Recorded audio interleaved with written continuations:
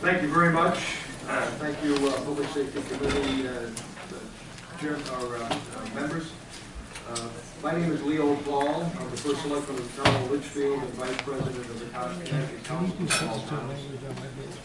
Strongly supports SB 261, an act concerning the overtime cost of resident state trooper police officers, which would reduce the amount of money that towns must pay resident state police officers for fringe benefits already associated with overtime costs. This would help maintain the viability of the resident trooper program and is one of COST's top priorities this season. The resident state trooper program has been in place for more than 60 years. Over the years, more and more small towns have chosen to utilize resident state troopers to provide greater public safety and protection for their citizens. In 2011, the state legislature increased from 70% to 100% the amount towns are required to reimburse the state for resident state trooper overtime costs. This shifted a considerable burden onto Connecticut's small towns at a time when state aid to municipalities has been largely flat funded and the cost of providing critical services, such as education, continues to increase. Unfortunately, the costs associated with the resident state trooper program have increased dramatically over the last few years, due in large part to increases in fringe benefit rates. Each year, towns are notified about changes in the fringe benefit rate long after local budgets have been adopted. Generally, we find out about the change in the fringe benefit rates in midsummer. Most of our budgets are completed by the middle of May. In Litchfield, it's the second week of May. In fiscal year 09-10, the fringe benefit rate was approximately 59%.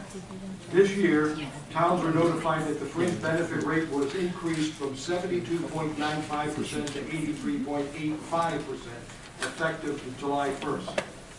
Now there's word that it's going to go up to 90% this following year. For some towns, this is more than double the fringe benefit rate established for municipal employees. Although towns anticipated some increase in costs due to wage rates, many towns are now faced with budget shortfalls due to the dramatic increase in fringe benefit costs. Towns also question how the fringe benefit rate is calculated and whether it is fair to require towns to pick up certain costs. It is our understanding that the new fringe benefit rate includes an increase to cover pension costs for the entire state police department, which unfairly penalizes resident state troopers. Over 60 years, the resident state trooper program has been a strong state-local partnership, critical to protecting the public safety of our citizens and businesses. Continuing to shift more of the cost for public safety onto the backs of local property taxpayers compromises this partnership, undermining the integrity of the program. If towns are forced to abandon the resident state trooper program, the state must shoulder 100% of the cost associated with providing public safety coverage in those areas. Under those circumstances, everyone loses. The resident state trooper program, if local costs are reined in, is a win-win for both the state and local communities. Given the focus on encouraging towns to regionalize programs and share services to increase efficiency and reduce costs, it's important to remember that the resident state trooper program is an excellent example of a regional program that does just that. It allows towns to enter into a partnership with the state to provide critical public safety services for residents and businesses in a more efficient way possible. If you could wrap it up, Mr. Selectman. Yes, sir. The cost urges lawmakers to support SB 261, which will ensure the resident state trooper program remains strong and viable to enhance public safety in our communities. I'm able to answer any questions, but before I get into, I just want to point out one thing. In the town of Litchfield, I'm getting, especially with the amount of money we pay for a state trooper, and what hurt me last fiscal year was the finished negotiation of the contract for the state troopers. There was a dramatic increase because it was retroactive, plus I had step increases for my resident trooper. So the increase was phenomenal. It was almost a $40,000 increase just in the state trooper program for that one state trooper. I pay $124,000 plus for a state trooper, and now I have residents pushing back saying we really need the state trooper program.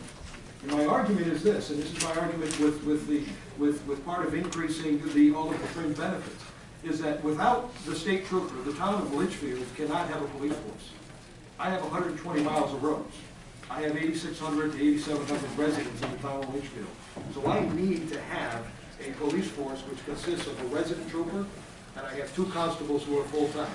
I used to have 2 resident troopers and 2 constables, but the cost got way out of whack, and I had to get out and remove one of the state troopers from our program. So I'm willing to answer any questions that you might have. Thank you. Thank you, Mr. Paul. Senator? Thank you, Mr. Chairman. Welcome, First Selectman. Thank you for your testimony. This has been an ongoing problem with regard to the fringe rate on overtime for the last 5 or 6 years, and it's just been going up and up. We have been testified earlier today by the gentleman from the state police union that 17% of the overtime fringe is going toward medical benefits, which is something that I didn't know. It was my assumption that the medical benefits would be in the initial fringe on the regular pay, which is 55%. Are you aware that, were you aware of that number before, that some of the contributions that we're making on overtime fringe went to additional medical benefits and pension from past underfunding? No, I wasn't. I know, I have a list here of what we pay, if you'd like me to go down the list, but I was not aware of the medical piece being in it. That might be helpful for the salaries. We have a base salary. We pay. I'm just going to run down the town of Litchfield, and this 14-15 year. For meals, we contribute $3,776. Longevity is $218. Let's see, total salary plus overtime plus long plus meals is $90,708. Let's see here, prime fringes, $76,059.45. And then it says prior year telephone we're paying $880 something. Prior year for 12-13 we're paying travel miles, 7,042 miles. We're paying at 28 cents a mile comes to $2,253. Resident trooper stipend for contract is $1,200. Motor vehicle depreciation is $5,712. Supplies is $268. Clothing, $376. Total overhead items is $90,748. And then it says percentage overtime, 104.65%. That is an awful lot of money that the town of Litchfield and other towns who have resident trooper programs are paying on behalf of the state. And you know, I see that as a problem because you're killing the program. You're going to have a town like Litchfield eventually get to a point. I've got residents with editorials going into the newspaper questioning why we need a resident trooper program. And many in the community don't understand without the resident trooper, I don't have police. And Troop L is in Litchfield, but I also have 120 miles of roads. So I would suggest that if Litchfield were to eliminate its resident trooper program, Troop L would have to probably bring on just another trooper to cover Litchfield. And it's unfortunate. I mean, we're just looking for a little break. Thank you, Mr. Paul. Any further questions? Mr. Chairman, just as one question, you read off a number of those costs, and as First Selectman for the town of East Lyme, I'm familiar with that elongated Excel sheet that comes out. Was that all from the initial 55% fringe that's charged on the first, or is that from the that's not any reflected in the overtime? No, this is not the. That is the first fringe. This is 55%. So all of those costs are located in 55%, and the overtime fringe. Really, the only thing that should be paying for, in my view, would be the pension payments and whatnot that are caused by the extra income. But thank you very much for your testimony. Thank you, sir. Thank you, Mr. Chairman. Thank you, Mr. Paul. One other question. Representative Arnn? Thank you. It's nice to see you, and I see that you're here for cost. Yes. As well as for your own town of Litchfield. Yes, ma'am. And I represent part of the town of Mansfield, which has 10 resident troopers. And I really wonder how they do it. That's an awful lot.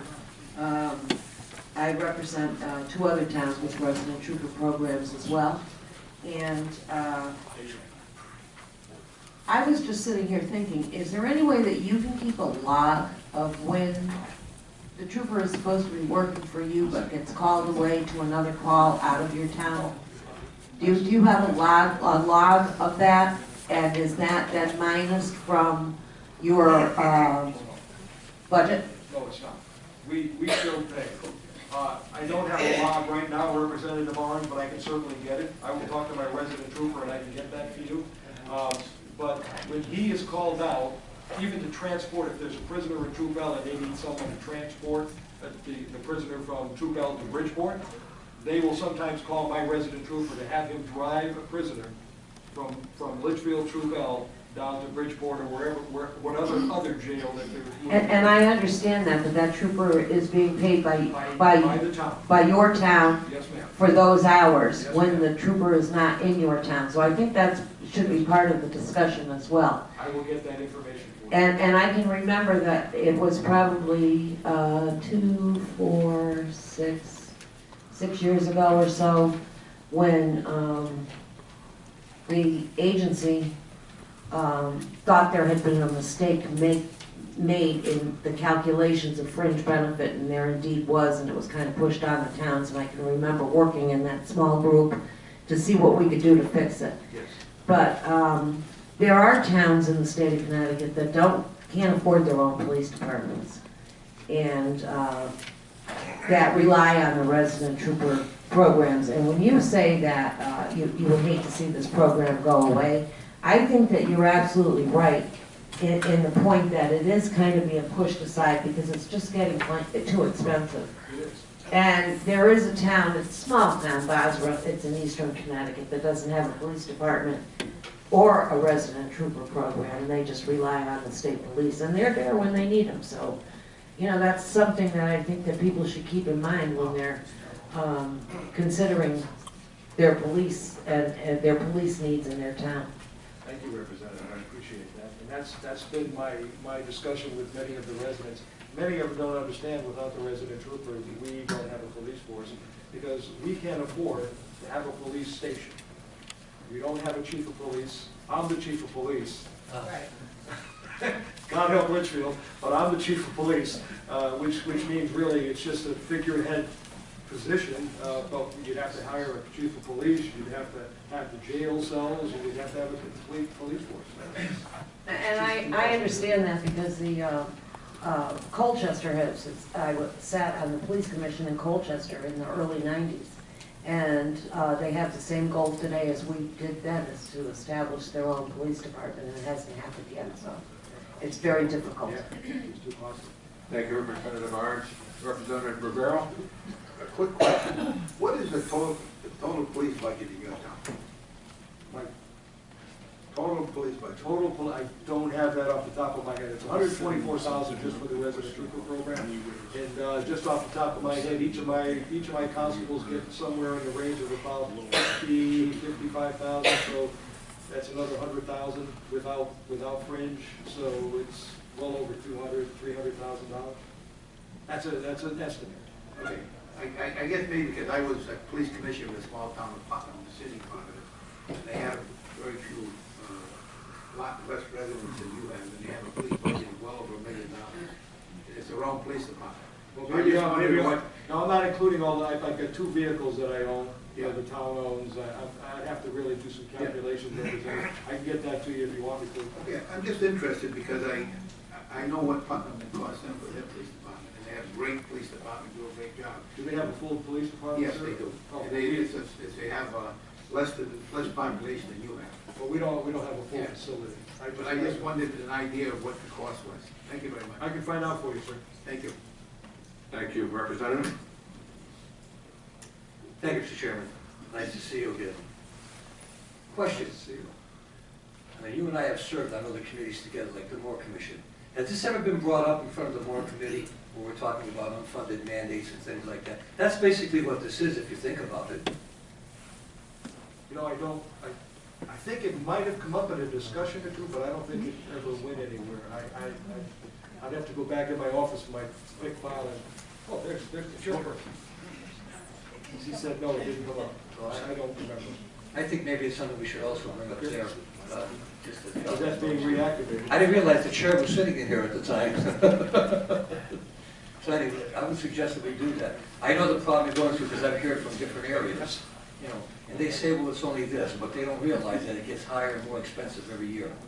And, I mean, Litchfield is just so big, you know, but it's reached the point where one trooper's got to go to two, sometimes two have to go to three, and you're picking up that cost, and as an example. So I would suggest you bring that up also in front of the Water Commission, if we ever have it called that. My understanding is it's going to be re-implemented. That's what I heard, Madam Chair. I think they had a press conference today that got it started again, this earlier today. Thank you, Mr. Chairman. Thank you. Any other questions?